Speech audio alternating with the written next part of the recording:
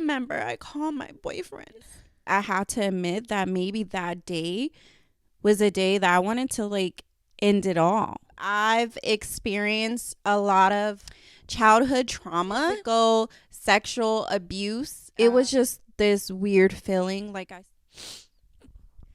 Hello, everyone. Welcome to All Things Healing podcast. This is the first episode. I want to start off by saying I am beyond thankful and blessed to be here today doing this thing and starting this podcast because I've been wanting to do this for so many years, and I've been talking about it, and I just never built the courage to do it for so many different reasons, which I will get into later.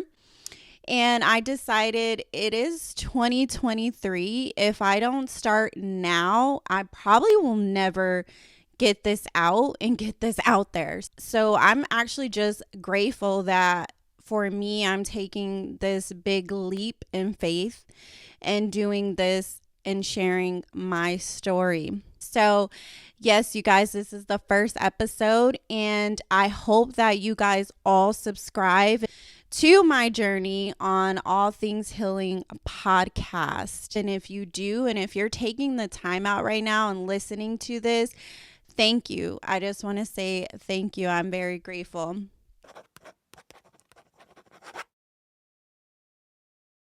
I want to give you guys some insight on my background and who am I and why I decided to start this podcast. So, who am I? Well, my name is Ashley Melton. I'm 31 years old. Born July 4th in Phoenix, Arizona. I am the oldest of 7 siblings on my mom's side and so many on my dad's side, but 7 siblings on my mom's side. I'm the oldest of, 7. I am most importantly, just to let you guys know, a mom. Okay, so my mom title holds so much weight for me and is actually the reason behind me being here and actually sharing my story. And I am a girlfriend. Hopefully we'll be a wife soon or get engaged. And I am an entrepreneur and owner of Microblading for Heaven. If you would like to check out my Instagram, it is Microblading from Heaven, spelled MICROBLADING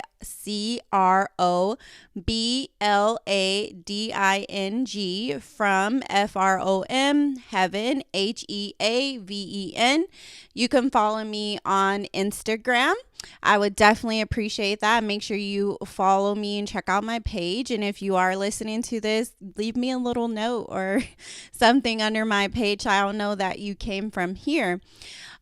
Growing up, I've experienced a lot of childhood trauma, emotional, physical, sexual abuse, neglect, family violence, and I've lived in extreme poverty when I was younger, and dealing with incarcerated parents. I know that's a whole lot that I just unpacked on you guys, which actually led me here, okay, because it led me through many years of suffering, okay, and I don't know if you knew, but did you know that CDC says that 60% of American children suffer from some type of childhood trauma? So although I'm not alone in this, I know there's so many stories out there. I actually started to listen to some podcasts about childhood trauma, which listening to so many different stories and watching so many different things just that were inspiring to me from, actresses, from actors, from, people, celebrities also, that I'm like, oh, wow, they went through something, they're there, and I've always wondered, like, with me even being here today, that I am my own story and that you also are your own story as well. And for many years, I was actually suffering with mental health and still am. I was drowning my sorrows away with alcohol and drug abuse and suffering with my relationships and connecting with people. And rather, that's relationships with my family or relationships with significant others. It definitely played a big impact on that. I've dealt with domestic violence and a whole lot of detachment from my emotions. Sorry if I'm breathing a lot and the mic, I guess it's a little too close to me. And the biggest one of all, which a lot of us are, we are suffering in silence. And I feel like that word right there, suffering in silence, was the reason why I decided to do this podcast and embark on this new journey. And it was so scary for me. It still is. Like, as I'm sitting here, like, I don't know if you can hear it in my voice, but just, having to tell my story, it's actually going to be healing for me. But it may not be healing for others involved in my story, but my story is my story, and it's my perception on how I felt growing up, how I seen things growing up.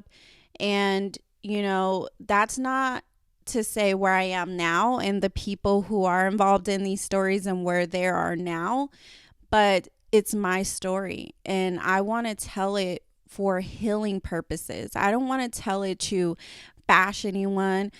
I don't want to tell it in hopes that, that person feels guilty or, that's not the reason that I'm telling my story. I'm telling my story to, connect with others who may feel that they're suffering in silence or who may feel alone or who may feel that they're crazy because they don't know that, you can talk about these things and that you should be talking about these things and opening up, or seeking therapy.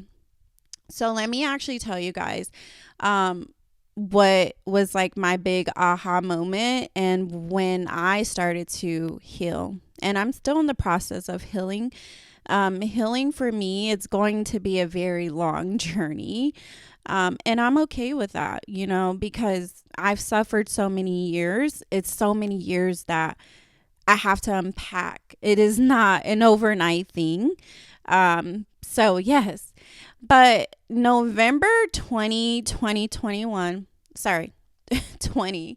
So November 2021, I had reached my, like, this is it. I'm done. I'm done suffering in silence. I needed and I wanted help.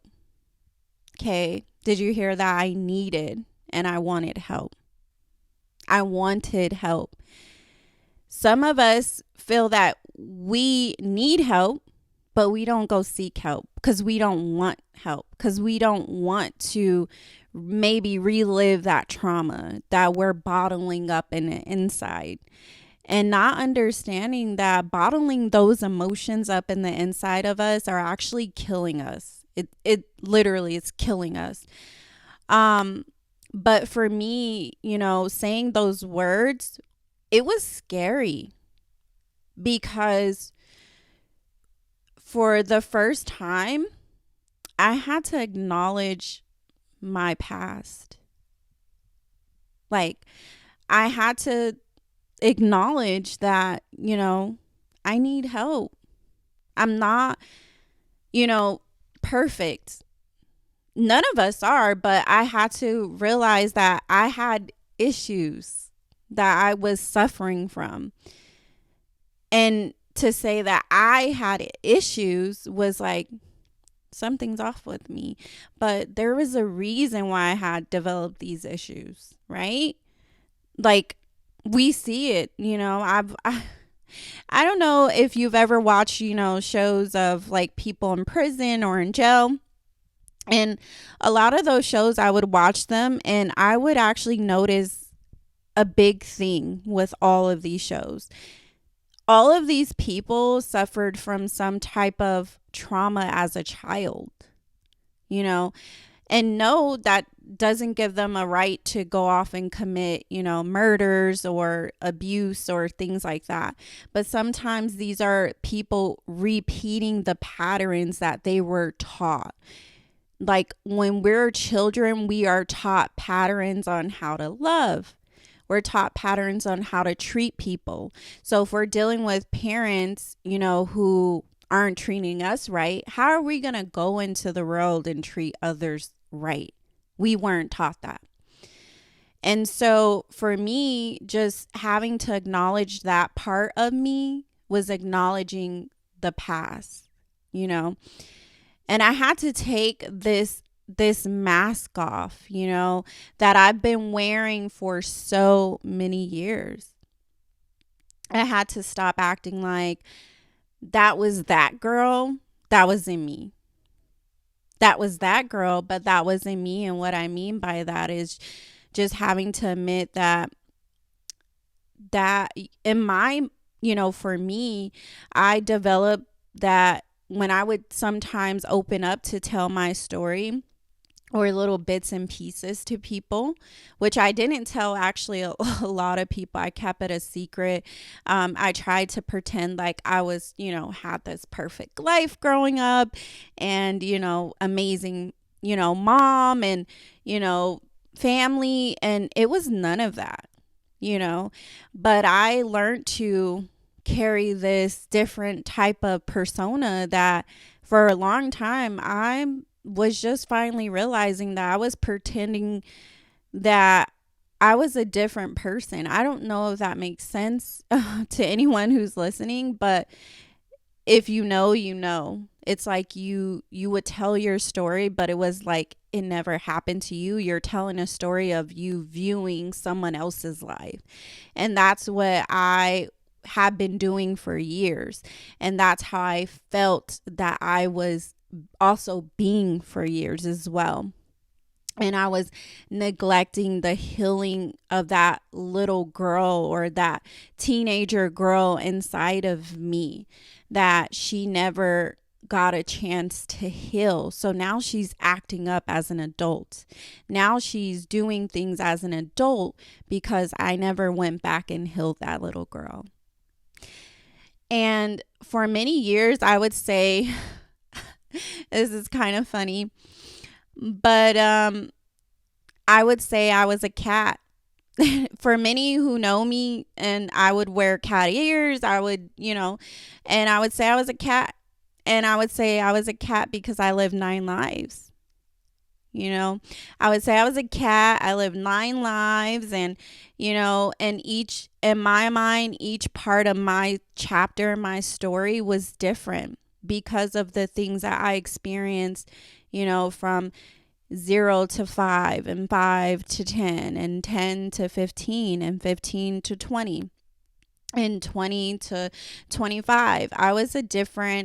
I experienced different things in each one of those chapters. And I learned that in therapy to break down what we call as a life cycle. And what I experienced as, my very first introduction into life. And I recall this day so vividly in November 2021. I had just got done from walking for miles, and I didn't know where I was actually going. Okay. I remember my boyfriend had fell asleep on the couch, and I just grabbed my things and I left out the house without telling him. And I just started to walk. I put in my headphones, and at first it was like relieving to me. But then as I'm walking and I'm like 20 minutes into walking, I just had these flow of emotions that hit me so hard. It hit me where it was like my chest was caving in. Like my heart was hurting. Like I could feel it. I don't know if that makes sense, but that's what I felt. And I remember I just started to walk and walk and walk until I really couldn't walk anymore, because my at that point my legs had really given out on me, and I was actually really tired. I remember I was kind of arriving to a library, and I looked up at my watch and I realized, oh crap, oh my God, I've been walking for an hour and 30 minutes. Like, I've never done that before. I walk on the treadmill, but the longest I walk is about 45 minutes. So my legs started to like shake a little bit, but I also remember just like just this sobbing, like I just was crying and crying and crying. And before I walked into this library, I'm like, gather yourself together. We gotta, we gotta get these tears off your face. You cannot go into here looking like this. And I recall this day so vividly because I literally, this was like the day that was so like life changing for me. Um, I remember, like, I'm in the library. I walked in and I had brung like my backpack with some water and stuff.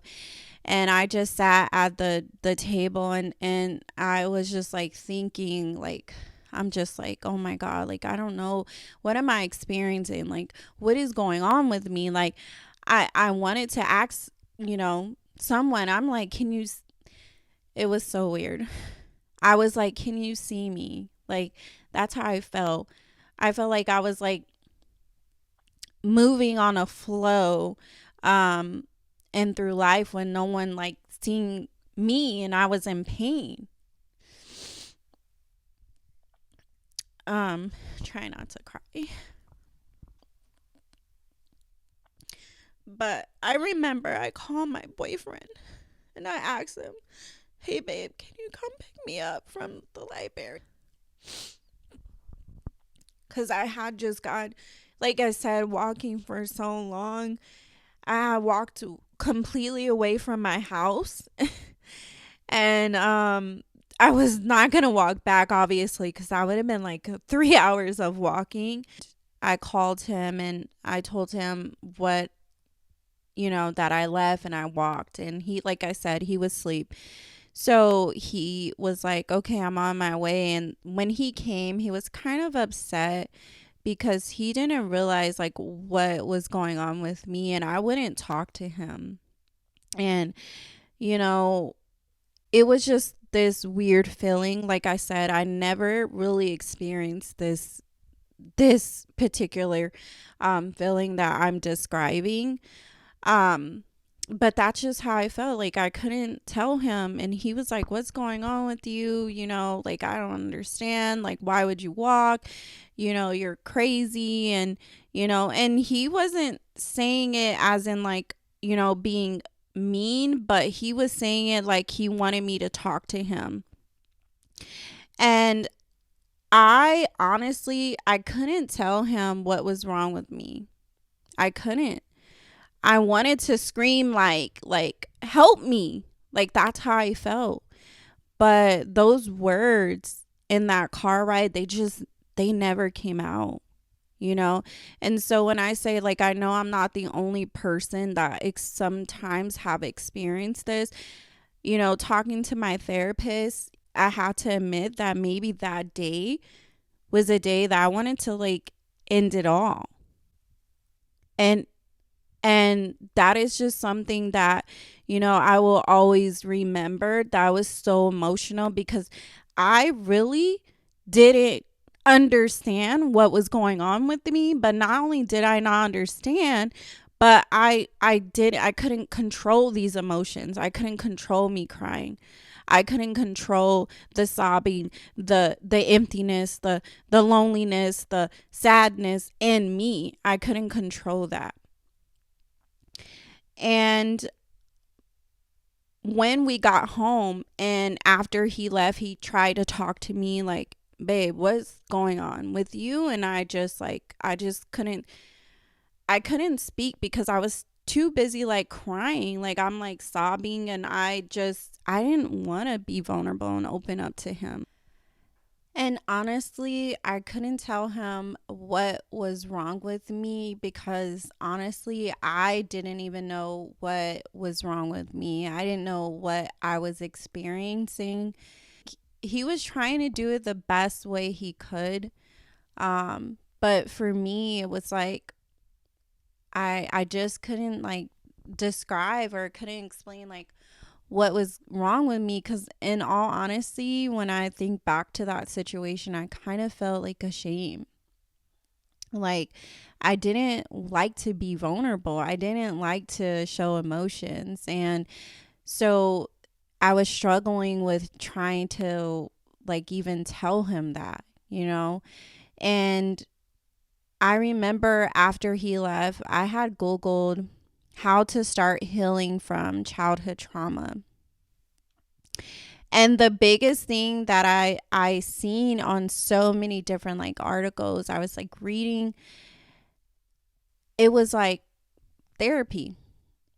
Therapy. Therapy. It was like right there. There was the answer. And just to let you guys know, I am like Afro Latina. So growing up, we are taught to not share our pain. We're taught to keep secrets. We're taught to, hey, what goes on in this house stays in this house. And that's for both sides.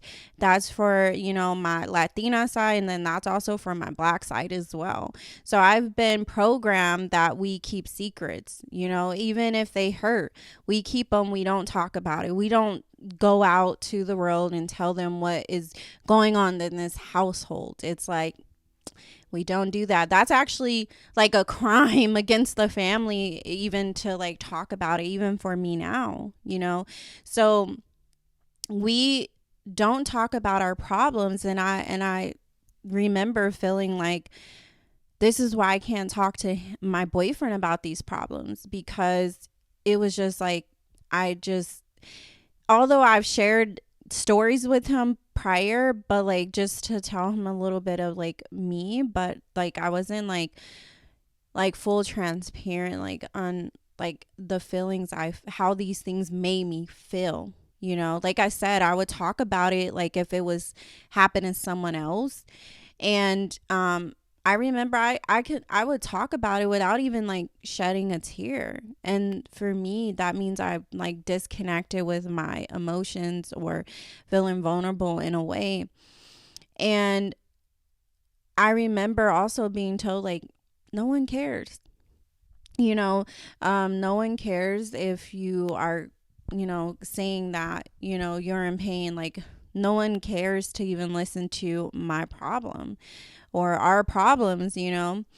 So as I was sobbing and reading these articles on the effect of childhood trauma and actually what it does to so many adults, I grabbed my purse and I literally grabbed my insurance card, turned it to the back, and that day was so like I called so many therapists, like therapy office, and I kept getting like we're booked, because I guess like during COVID, so many people did actually start seeking therapy. So a lot of these therapists were actually booked, and are we getting like, I'm so sorry, we're booked until, next year. And they wouldn't even let me like explain what was I experiencing. And I also remember calling the hotline. So I definitely, would recommend that if you are feeling this type of way.